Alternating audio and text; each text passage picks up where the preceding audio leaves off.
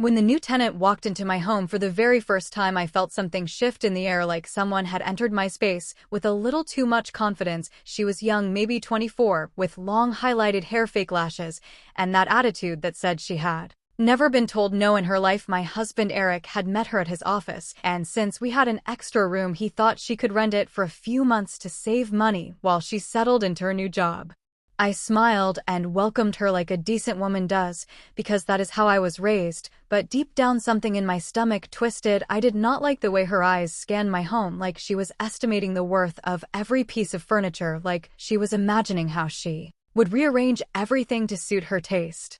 Her name was Kayla, and she was all bright smiles and sugary voice, but something about her sweetness felt artificial, like the kind of candy that tastes good for 3 seconds, then leaves your mouth coated with something sticky and unpleasant. She dragged her pink luggage inside without even waiting for me to show her the guest room. She just marched down the hallway, heels tapping like she already lived there. I watched her open the wrong door, then the next one, then finally the right one. Instead of looking embarrassed, she flipped her hair and said, "Oh, my bad," like she owned the hallway, like she owned the space, like I was the guest. Eric did not notice anything. He never does when it comes to beautiful girls with fake lashes. He was just being friendly, helpful, innocent in that clueless husband way. He lifted her suitcase onto the bed and asked if she needed anything else. She smiled at him a little too long, a little too warm, and said, "I am sure I will." My eyebrows shot up, but I said nothing because I knew men do not see what women see. We see the micro expressions, the flickers of intention behind a smile, the silent claims of territory. Within 2 days, Kayla started treating the house like it was her apartment. She played music at 6 in the morning. She put her shoes on the living room table. She used my expensive shampoo, the one I keep in the back of the cabinet, the one even Eric knows not to touch. She even left the fridge door open one afternoon and laughed when I pointed it out. "Oops, I forget," she said, like forgetting basic human behavior was cute. But the real moment that made my blood heat was when I came downstairs one afternoon and saw her sitting on my couch wearing one of Eric's hoodies, like she had found it and claimed it as a trophy. She was curled up watching a show, eating my favorite snacks, the ones I hide behind the cereal boxes so Eric does not eat them all. "Oh, hey," she said without looking up. "Eric told me I can get comfortable." "Comfortable?" I repeated inside my head. "Girl, you are not a plant. You cannot just grow roots wherever you feel like." And the worst part, Eric had no idea how she behaved when he was not there in front of him. She was polite, helpful, sweet, even asking me if I needed anything, which she never meant. Any of that was just for show. One evening, Eric came home with takeout, and before I could even stand up, Kayla bounced over to him, snatched the bag out of his hands, and said, "Let me help you, babe." "Babe?" She said babe to my husband in my house while standing next to me. Eric laughed nervously and gave me that look husbands give when they know their wife is about to flip a table. I kept calm, but inside a fire lit up like 1,000 matches striking at once. She was pushing too fast, too far, too bold. That night when Eric went to shower, Kayla knocked on our bedroom door asking if he was free to help her adjust her curtain rod. I opened the door just wide enough to show my face and said, "He is busy right now. I can help you." She frowned like she had bitten a lemon and said, "Oh, no, it is okay. I need someone strong." I smiled, a slow, cold smile, the kind women give when they are 2 seconds away from transforming into a storm. I said, "Sweetie, I am stronger than you think." She blinked, unsure how to respond, then turned and walked away without thanking me. That is when I decided Kayla needed to learn something. This was my house, my space, my rules. And I was done playing nice. The next morning, I watched her stomp around looking for her hairdryer, the one she had left on the counter. I had moved it while cleaning, and well, I guess it found a new home somewhere under the sink, behind the cleaning supplies. Oops, maybe even behind a old bucket, who knows? She asked me if I had seen it, and I just said, "I have no idea, sweetie, but things have a way of showing up where they belong." Her face twitched. Good. She needed to feel the shift. Because I was just getting started.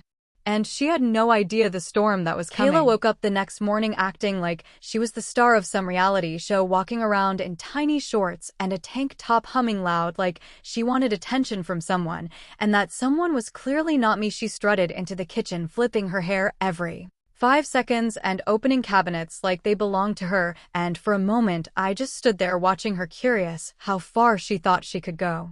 She reached for my favorite mug, the white one with the gold rim that nobody touches, not even Eric, and she poured herself coffee in it like she had earned the right to hold something precious in her careless hands. I tilted my head and said, "That mug is mine, sweetie," but she just shrugged and said, "Oh, I thought everything here was for everyone." Not everything, I said in a calm, steady voice, but inside my heart was beating like a drum of warning. She looked at me, then looked away because she still believed I was harmless, still thought I was the type of woman who would stay quiet while someone else tried to play queen in her own home. Eric came downstairs right then, and Kayla suddenly transformed into this innocent, adorable, soft-spoken girl, as if she had an invisible switch just for men. She leaned against the counter, smiling up at him, saying, "Morning, Eric," in that high, sweet voice that made my teeth hurt. He smiled politely back because he always tried to be friendly, but I saw his eyes shift toward me like he sensed tension, but did not understand it. I walked past both of them and took the mug from her hand without a word, poured her coffee into a plain cup, and put my mug back in the cabinet. She stared at me, shocked that I had done it so directly, but I did not break eye contact. Even Eric froze for a moment, like he had witnessed something important. Kayla scoffed and said, "Wow, okay, I did not know mugs were such a big deal around here." I smiled and said, "Respect is a big deal around here." That is when Eric finally realized something was off. He asked if everything was okay, and I said, "Everything is perfect, honey," with a smile that told him not to ask further. Kayla rolled her eyes and walked away, fake laughing like she was too cool to care, but her shoulders were stiff. Her confidence had cracked just a little, and I could see it. She was testing boundaries, but she had never met a woman who protected her home like I did. Later that day, I overheard her on the phone in her room. She had left the door slightly open, and her voice floated out, "I am telling you, girl, he is so nice and so clueless, and his wife is kind of like whatever. I could totally make this place mine." My blood froze for a second, then heated like boiling water. She thought she was going to claim my home, my husband, my space. She was playing a game. She did not understand the problem with young girls like her was simple. They believed confidence was a weapon stronger than intelligence. They thought acting bold meant winning, but I had lived too long, seen too much, and my patience was running thin. That evening when Eric got home, Kayla put on a little fashion show, pretending she needed his opinion on outfits for a work dinner. She stepped out in a tight red dress and said, "Does this look too much?" Eric could not even speak before I stepped into the hallway and said, "Yes. It looks like you are going clubbing, not working." She blinked at me, surprised I had spoken so bluntly. Eric coughed awkwardly and said, "Yeah, maybe something more professional." Kayla forced a smile, but I saw her eyes sharpen. She did not like that I was grounding her energy, keeping her from floating too high. She went back into the room, then came out in another dress, shorter, tighter, almost like she wanted Eric to react. She spun slowly, saying, "What about this one?" I did not let Eric answer. I said, "That one looks uncomfortable for a dinner, sweetie. You should wear something that lets you breathe." She bit down on her lip because she knew I was not letting her play. She tried on a third dress, and this time she walked out without a bra, acting like she had forgotten it on purpose, pretending innocence. She turned to Eric and said, "Is this okay?" And I stepped in front of him, blocking his view, saying, "That is not appropriate for any dinner, unless you are trying to find a new job in a very different industry." Kayla glared at me in open frustration, but she still did not say anything. She disappeared back into her room for good, slamming the door just loud enough to show her irritation, but not loud enough to make Eric comment on it.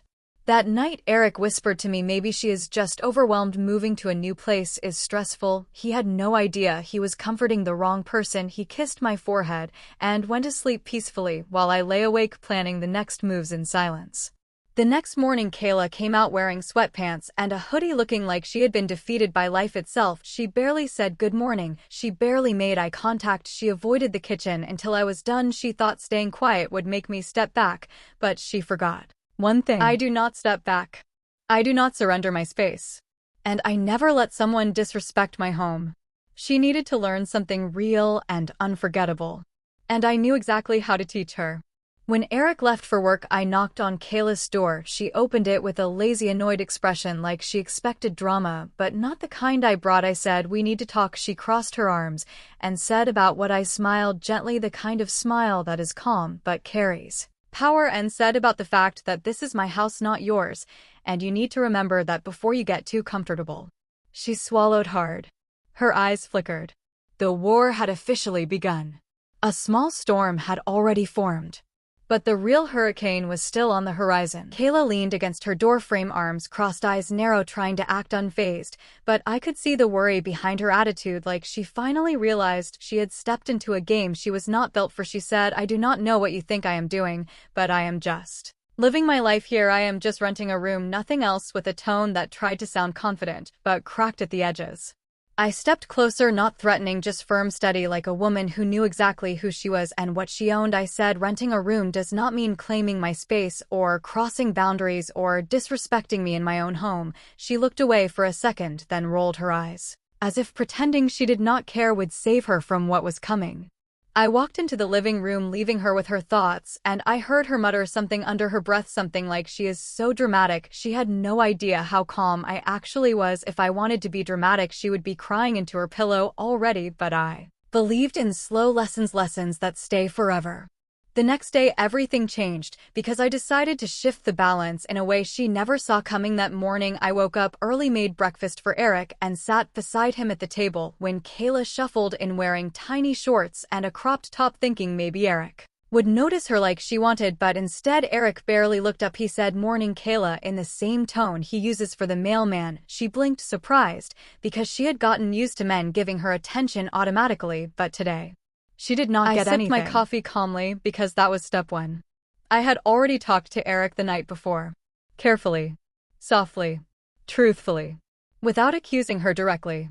I told him she seemed uncomfortable living with us, and maybe he should give her a little space so she would feel less awkward. Eric is a kind man, he believed me instantly. So now he was keeping a natural, healthy distance from her, and she had no idea why.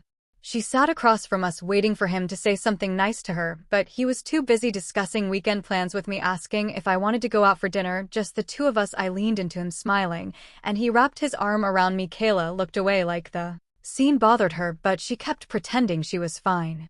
When Eric left for work, I found her standing in the hallway, arms crossed again, glaring at me like she wanted to start something. She said, "Did you say something to him? Because he is acting weird with me." I raised an eyebrow and said, "Maybe he finally realized we are married, and he should pay more attention to his wife rather than a tenant." She scoffed and said, "Please, he was just being friendly." I said, "Yes, sweetie, but friendliness has a limit, and you crossed it days ago." She did not speak for a moment because she knew I was right, but her pride did not let her admit it. She walked away, pretending she had something important to do, but all she did was sit in the living room, scrolling through her phone, angrily tapping the screen like the phone had offended her. Later that afternoon, I began step 2. I started reclaiming every inch of my house. I reorganized the kitchen, putting everything back where it belonged. I washed my mugs, made everything spotless, refreshing the entire space. She walked in and frowned, saying, "Did you move my stuff?" I smiled softly and said yes, because it was in the wrong place, and this is my kitchen. She opened her mouth, then closed it because she had no real argument. Then I cleaned the living room, removing her shoes from the table, putting her blankets in her room, straightening up everything she had thrown around. With her careless attitude, every time she walked in, she saw less of her influence and more of mine, and it bothered her so much she could not even hide it. She paced around, looking irritated, like she was losing territory piece by piece, and that was exactly the point. She wanted to act like she owned the house, so I reminded her whose house it truly was, not with yelling, not with drama, but with control, quiet, steady, unstoppable control.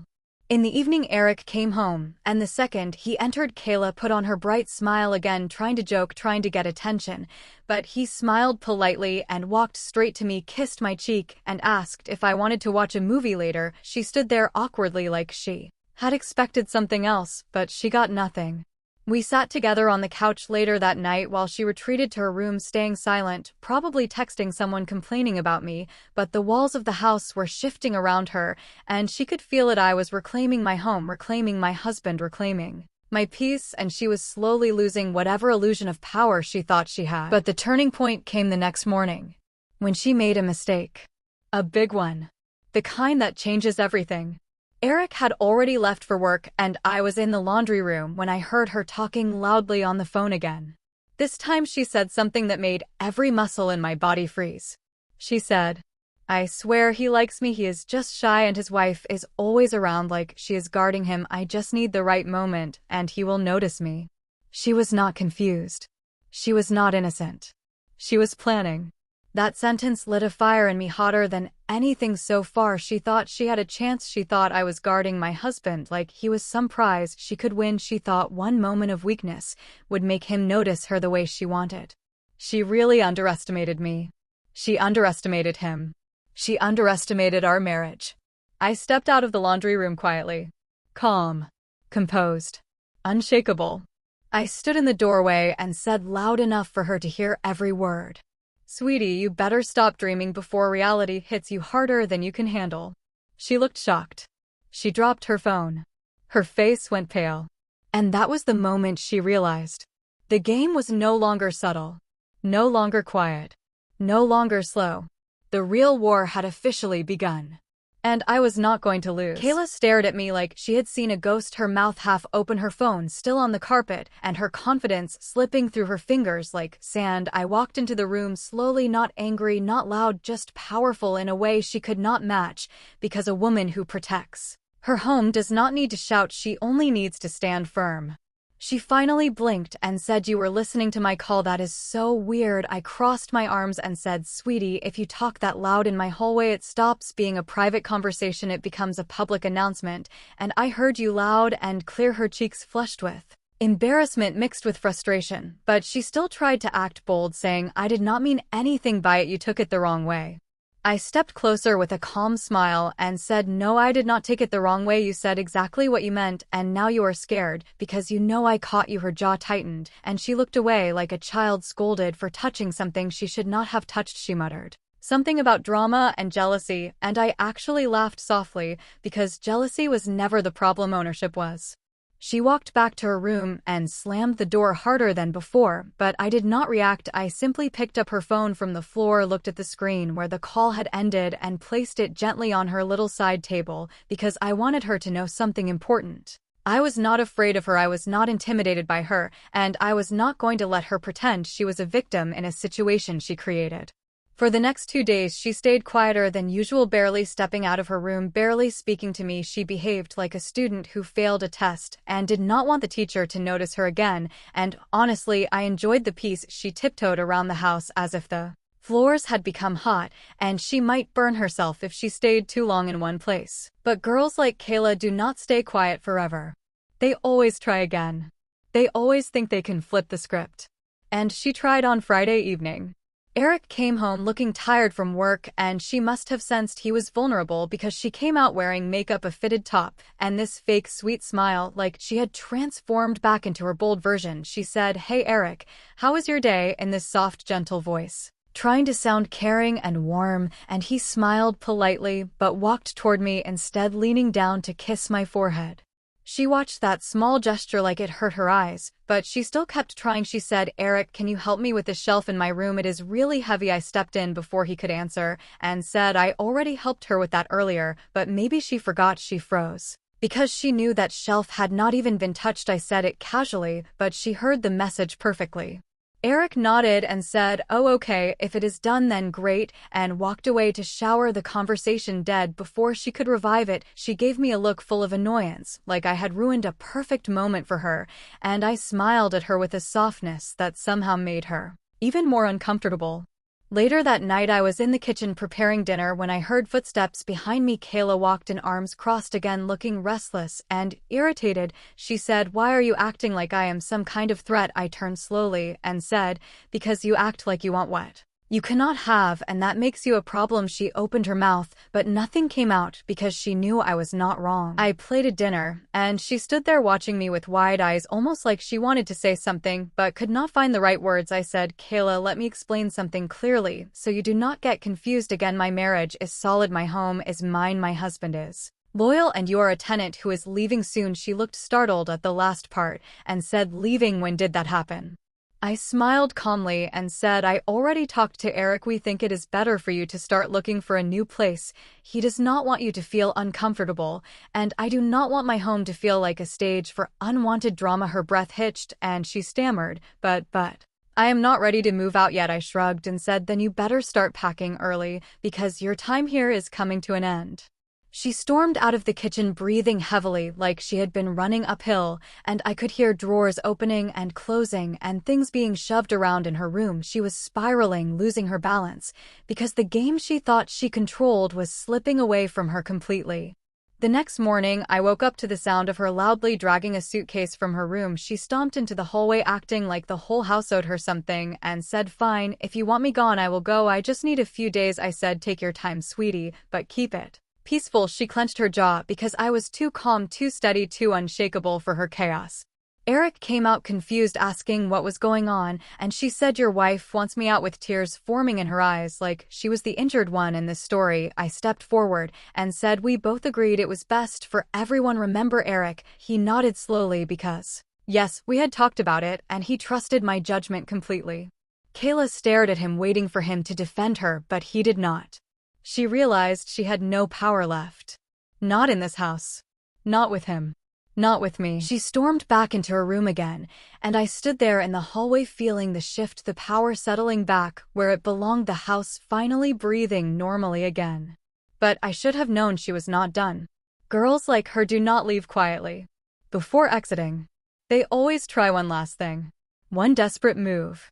One final attempt to break something they cannot have. And she did exactly that. In a way I never expected. Kayla stayed in her room most of the day, packing loudly, slamming drawers, dragging boxes across the floor, like she wanted the whole house to know she was angry, like she wanted to shake the walls with her frustration.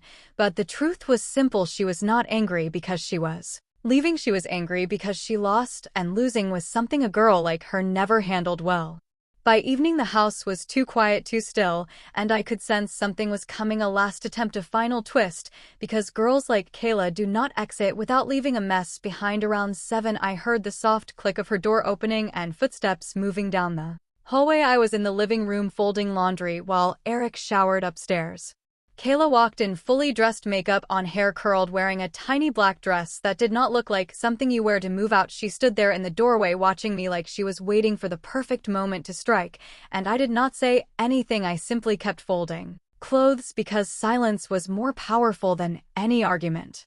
She finally spoke in a soft, shaky voice, saying, "I am going out to clear my head." "Okay." I nodded calmly and said, "Do whatever you need to, sweetie. Just be careful." She paused like she expected me to say something jealous or dramatic, but I did not give her that satisfaction. She left with her purse clutching it tight and her heels clicking hard on the floor, like she was walking toward a plan she thought would change everything. After a few minutes, Eric came downstairs, his hair wet from the shower, and asked, "Where is Kayla?" I said she stepped out, said she needed air, but I could see something in his expression, something tense, something concerned. He sat beside me on the couch and said, "I feel like things are weird with her lately. I do not know what happened, but I trust you. If you say moving out is the right choice, then I am with you." He pulled me close and kissed my head, and I felt peace. But that peace lasted only a moment, because 20 minutes later, everything exploded. Eric's phone buzzed on the coffee table, and he picked it up expecting a work message, but the moment he read the screen his whole face changed. He frowned deeper than I had ever seen and said, "What the hell is this?" I leaned closer and saw her name on the screen. Kayla sent a long message, paragraphs and paragraphs flowing like toxic poison. It said things like, "I cannot hide it anymore. I have feelings for you. I know you feel it too. Your wife does not treat you right. You deserve someone who understands you. I can make you happy if you just give me a chance. Please meet me tonight, even for 5 minutes." My heart did not drop. It did not shake. It did not hurt, because I had been ready for this. But Eric, he was furious. Not confused. Not tempted. Not flattered. Furious. He stood up so fast the couch shook. He said out loud, "She actually thinks I would cheat on my wife. She actually thinks I am interested in her." He ran his hand through his hair, pacing the room, angry in a way I had never seen. I stayed calm, watching everything, because this moment was proof of what I had always known. My marriage was strong. My husband was loyal. And Kayla had just destroyed herself completely. Eric grabbed his jacket and said, "I am going to talk to her right now and end this." I stood up and put my hand on his arm and said, "Wait, let me come with you." He shook his head, but I said, "No, she needs to see us together. She needs to understand who we are and who she is not." We drove to the place. She texted him a small cafe near the park, and sure enough, she was sitting at an outside table looking nervous, twisting her hair, acting like the heroine of some dramatic romance story, only she was not the heroine, she was the villain trying to steal something that was never hers. As soon as she saw Eric, her face lit up like she believed her fantasy was coming true, but then she saw me step out of the car with him. Her smile dropped instantly like ice cracking and falling apart. Eric walked straight to her with a calm anger in his eyes. He said, "Kayla, this is completely unacceptable. I never gave you any reason to think something like this. I am married, I love my wife, and you need to stop whatever story you made up in your head." Kayla blinked fast, her lips trembling, trying to find a script that would save her, but nothing came out. She looked at me for a moment, hoping I would be emotional or shocked, but I stood tall beside him, steady, strong, unbreakable.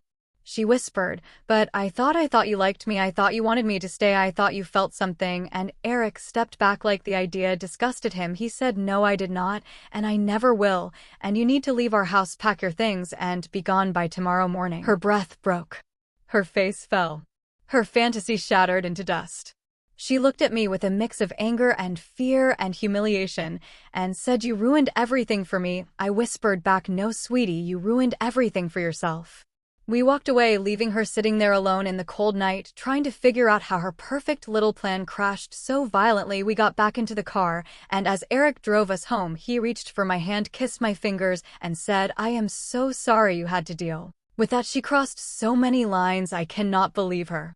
I squeezed his hand gently and said, "It is okay, honey, some girls learn the hard way." He nodded with a tired sigh, and we drove home in quiet victory. But I knew something she did not know. Kayla was packing. Kayla was leaving. Kayla was broken. But the final twist, the final checkmate, was still waiting for her. In the morning, when she least expected it, the sun rose quiet and soft the next morning, but inside the house the air felt different, lighter, cleaner, calmer, like the storm had already passed, and now only the final wave needed to hit Kayla's world. I woke up early, made coffee, and waited, because I knew today was the day she would leave, and I wanted to be ready, not petty, not angry, just present strong, unshaken, the woman of the house. Around 9, I heard her door open slowly, like she was stepping into a space she no longer belonged, and she came out with her suitcase half zipped, her hair messy, like she had cried all night, her confidence gone, her attitude gone, everything gone except regret, heavy and visible on her face. She looked around the hallway like she was hoping someone might stop her, someone might beg her to stay, someone might say anything to cushion her fall, but she had fallen too hard, too fast, too publicly.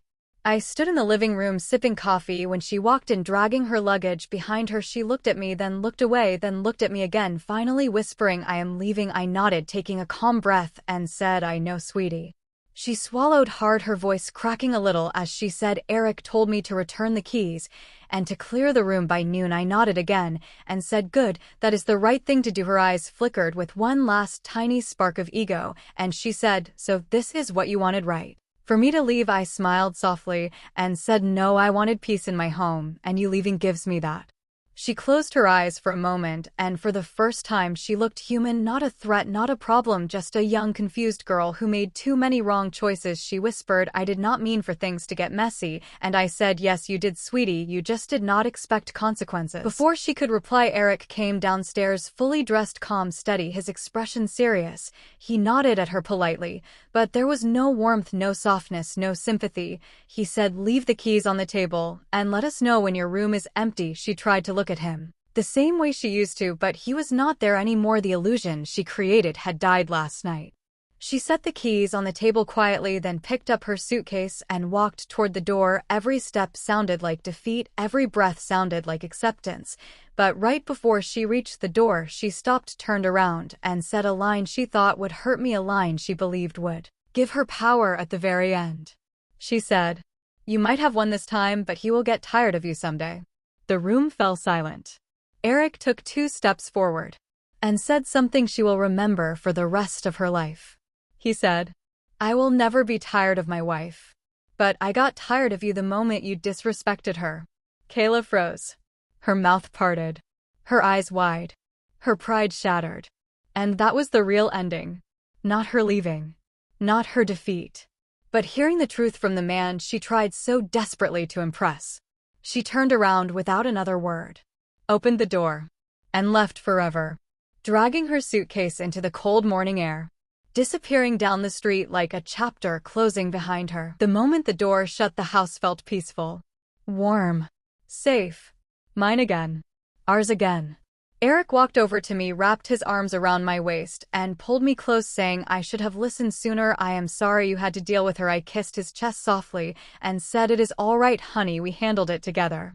We sat on the couch that afternoon, the light falling through the windows in quiet gold, the house finally breathing again, and I felt something calm, deep, proud, not because I won a fight, but because I protected what was mine with strength, not noise, with dignity, not insecurity. Kayla left. Peace returned. Love stayed. And my home, my marriage, my place, stood stronger than ever. Because girls like her come and go. But women like me, women who know who they are, women who guard what matters, women who stand firm with grace. We never lose. Not in our home. Not in our marriage. Not in our life. We always take back control. Every single time.